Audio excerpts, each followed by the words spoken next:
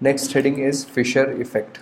Fischer, Fisher effect. Imagine we have an individual A.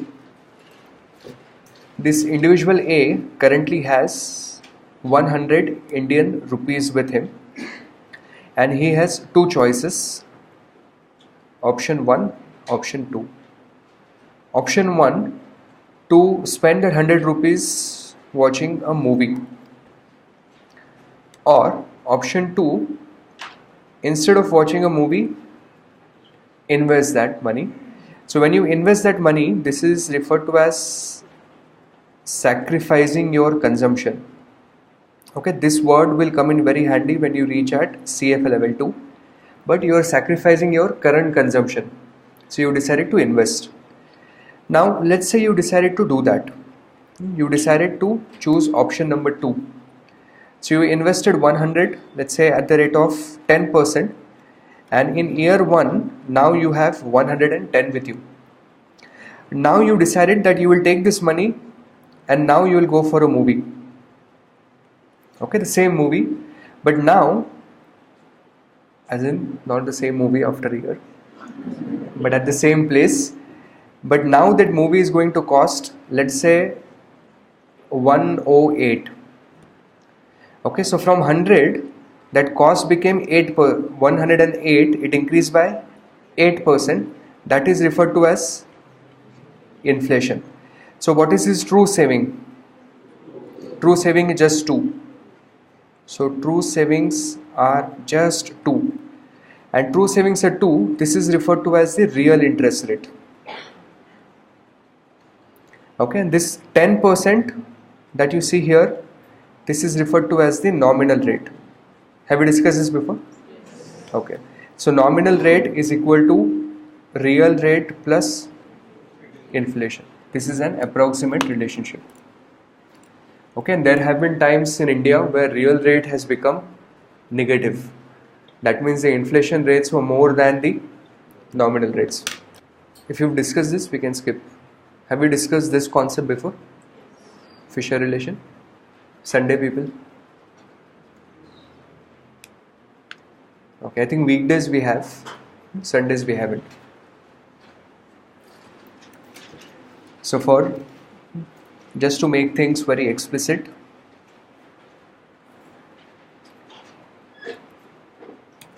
we are saying a nominal rate of a country is real rate plus the inflation level. So interest rate that you and I see in the market, the rates which we call are the market rates, those rates are the nominal rates. And when you remove the level of inflation, then what we get is the real rates. Are you done writing this? So again to build perspective, we'll go on. So 10-year.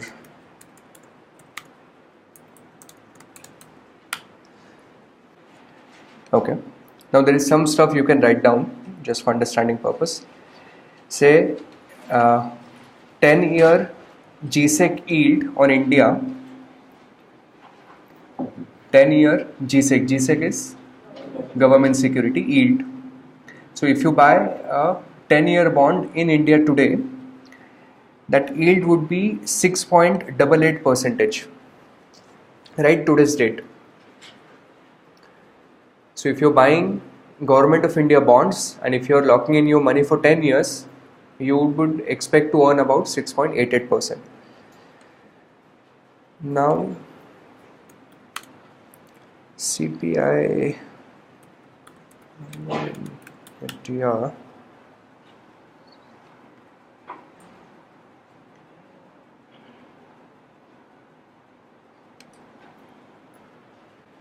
let's see if we can get that quickly. Okay, any number of inflation will do the job for us. So okay, so say CPI, average CPI in 2016, average CPI in 2016 is 4.97%. Okay, so if you buy a 10-year bond, how much do you earn? 6.88, but how much of that gets eaten by the inflation? 4.97. So on a real basis, how much do you earn in India? 1.91, the difference of these two. So we will say that real treasury yield,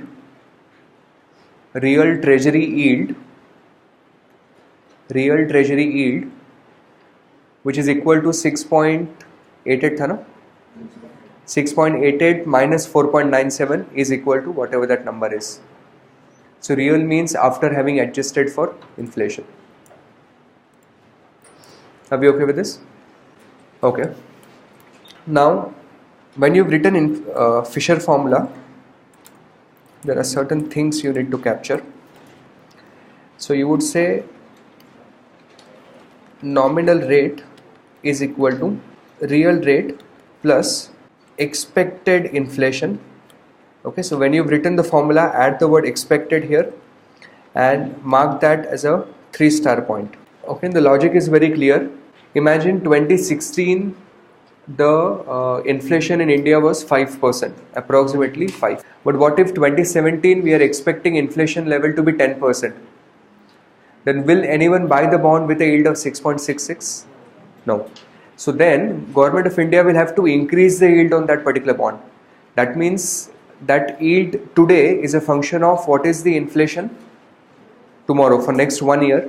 And since this is a random number, it is an uncertain number, therefore there is a risk attached to how much inflation will turn out. So therefore there has to be a small risk premium. In theory we take that as 0, in practice we take that as 0, but in theory you need to know this formula. And risk premium, why?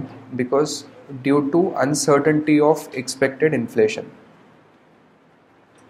Due to uncertainty of expected inflation. Are we okay here?